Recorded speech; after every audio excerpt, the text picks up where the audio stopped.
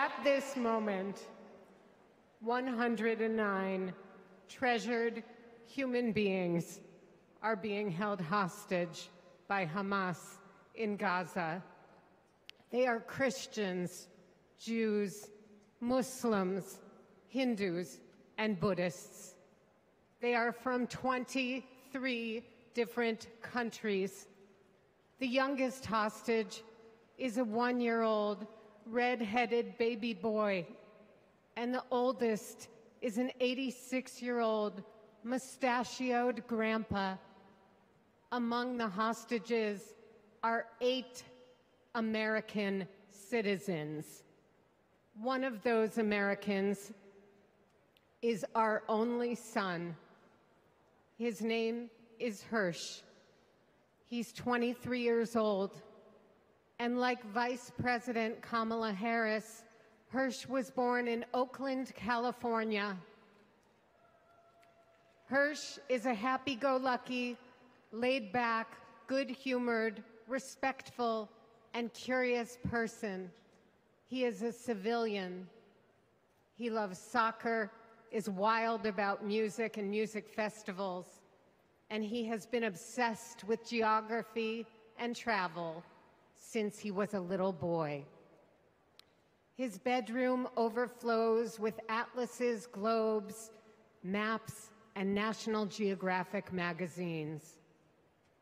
On October 7th, Hersh and his best friend, Honor, went to a music festival in the south of Israel. It was advertised as celebrating peace, love, and unity. They also went to celebrate Hersh's 23rd birthday. As rockets began to fall, Hersh, Honor, and 27 other young festival goers took refuge in a 5-foot by 8-foot bomb shelter. Terrorists began to throw grenades into the shelter.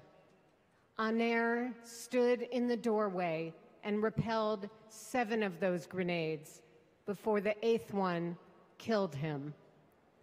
Altogether at the Nova Music Festival, 367 young music lovers were killed.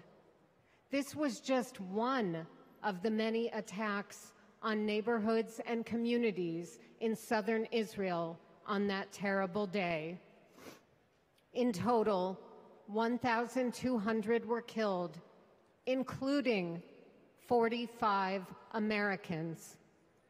Hersh's left forearm, his dominant arm, was blown off before he was loaded onto a pickup truck and stolen from his life and me and John into Gaza. And that was 320 days ago. Since then, we live on another planet. Anyone who is a parent or has had a parent can try to imagine the anguish and misery that John and I and all the hostage families are enduring. Rachel and I are comforted to be back in our sweet home, Chicago. We were both born and raised here, and our families still live here. This is a political convention, but needing our only son and all of the cherished hostages home is not a political issue. It is a humanitarian issue.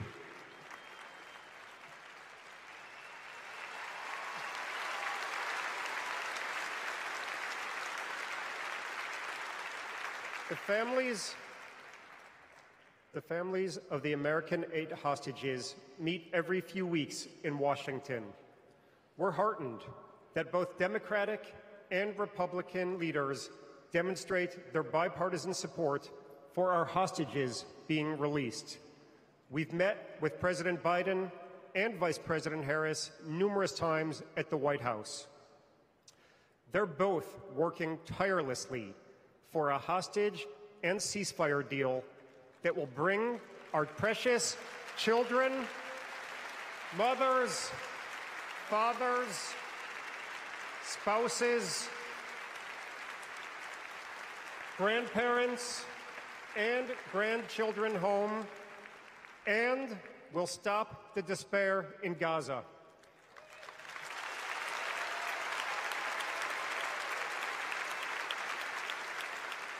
We are all deeply grateful to them. We're also profoundly thankful to you, the millions of people in the United States and all over the world who have been sending love, support, and strength to the hostage families. You've kept us breathing in a world without air.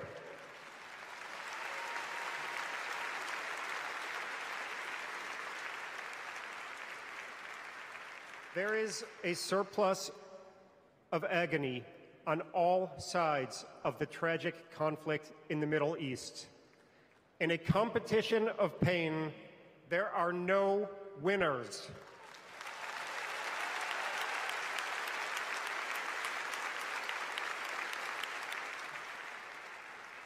In our Jewish tradition, we say, Kol Adam Olam Umlo'o. Every person is an entire universe. We must save all these universes.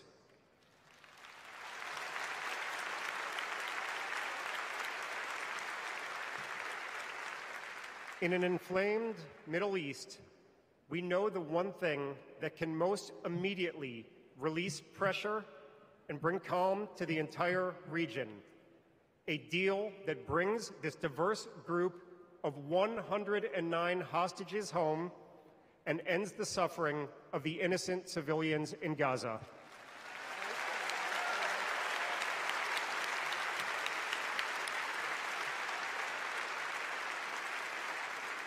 The time is now.